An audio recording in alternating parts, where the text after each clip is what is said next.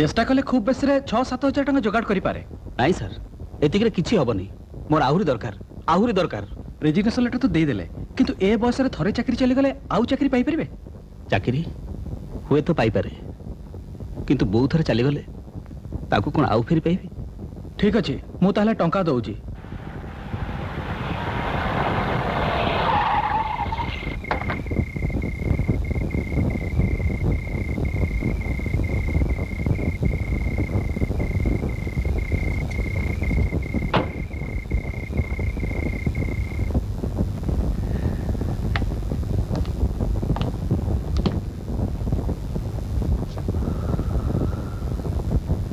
कौन है घूमी बसीगल जे कौन है किसी कहून कहीं कौन आ कहबी नहीं मो से मिसी जो लोटा बिजनेस करनुथला कि अविनाश बाबू हां से अविनाश मोर सर्वनाश करची कौन एंती कहूछ मोर सब किछि फर्जरी करी से तानारे करे नैची ओ नो आ घरटा सेटा भी काहे की ए घर कौन तोर नुहे बो ऊपर अभिमान करी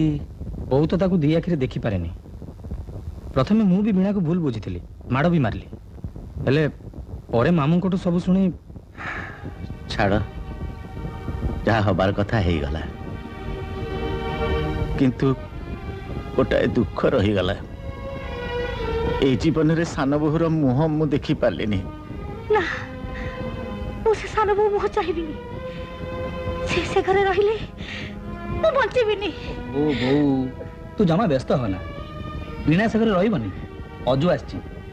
से कहउतला तू घरु गला परे से मारे समस्त घर छाड़ी चल जिबे बो आस्ते उठंतु आस्ते आस्ते बुलांतु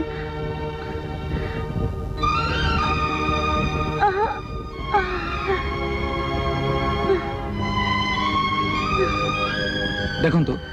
उत्तेजित हला परे कोनोसी घटना जेमते न घटे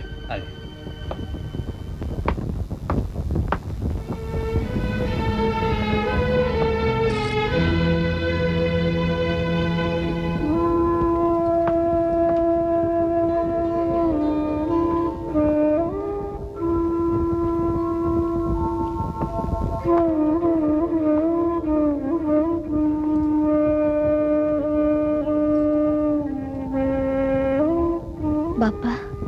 आमी जाऊचु हौ ए चकाडोला तुमको जीवन रे मु किछि मागिनी आज हाथ पाते मागुची क्षणक पई आखिर ज्योति मते फेरई दियो तरुटी ओ सारा बुरा मु देखिबी जाडेनी जीवन रे पूर्ण करिछि कि नाही जदि करि थाए सब मु ताकू दे देली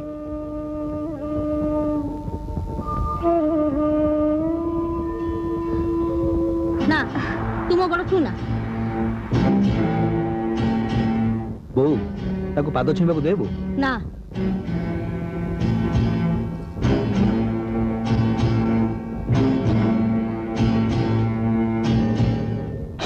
मारो पाद छुईले पिलार पुण्य हुए किंतु आज वीणा तो पाद छुईले तार केते पुण्य हो से कथा मु जानिनी किंतु एक कथा जानि जे तो आयुष निश्चय बढ़िबो से छुईले मु आइस बढ़िबो हां तू आज जो नुआ जीवन पाइछु सेति पे मु किछि करिनी जा करछि एई भाई कौन करछि से मोर तू तो चाकरी छाड़लु मु चाकरी छाड़ीनी बो ए वीणा मते चाकरी छाड़ीबा को देइनी मो ऑफिस रे मु जेतले रेजिग्नेशन लेटर देई टंका पे अपेक्षा करी बसथिली ठीक सेतिक बेले बाबू आपन को जने स्त्री लोक डाकुचंदी हैं स्त्री लोक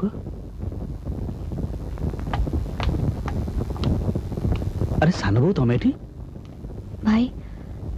आपण चाकरी छाड़ंतुनी छाड़ीबिनी नियंतु ए गणा तक बिकी दियंतु एते गुडा गहना मो बोर नाई तम बोउ को गहना मु नै परिबिनी भाई मु सुनिथिली घर भड़ा नबा पे अजो तुमको गहना मागिथिला किंतु तुमे ताको देई नथिला समस्त को नहीं घर करी बोली बो मते गहना देथिला घर भांगी निजर अलगा घर करी बोली नुहे भाई मते फेरे दियंतुनी ना ମୁଁ ଏସବୁ ଗହଣା ନେଇପାରିବିନି। ଚାକିରି ଛାଡ଼ିଦେଲେ ରାଜୁ ବାପା ଆଉ ବାପାଙ୍କ ଭବିଷ୍ୟତ ପାଇଁ ଯୋଉ କଷ୍ଟ କରିବେ ତାଠୁ ଏ ସାନ ଭଉଣୀର ଗହଣା ନେବାଟା କ'ଣ ବେଶୀ କଷ୍ଟ? ଠିକ ଅଛି, ମୁଁ ନେଉଛି, କିନ୍ତୁ ତମକୁ ମୋତେ ଗୋଟେ କଥା ଦେବାକୁ ପଡ଼ିବ। ଯୋଉଦିନ ମୁଁ ତମକୁ ଏସବୁ ଗହଣା ଫେରେଇ ଦେଇପାରିବି ସେଦିନ ତମକୁ ଏସବୁ ନେବାକୁ ପଡ଼ିବ। ଭାଇ, ମୋର ବି ଗୋଟେ ଅନୁରୋଧ, ଏ ଗହଣା ଦେବା କଥା ଆପଣ ବୋଉଙ୍କୁ କହିବେନି, କାରଣ ସେ ଯଦି ଜାଣିବେ ଯେ ମୁଁ ଗହଣା ବିକା ଟଙ୍କାରେ ତମ ଟ୍ରିଟମେଣ୍ଟ ହେଉଛି ସେ ରାଜି ହେବେନି। ସାନ ବୋଉକୁ ମୁଁ କଥା ଦେଇଥିଲି, ହେଲେ ମୋ କଥା ମୁଁ ରଖିପାରିଲିନି।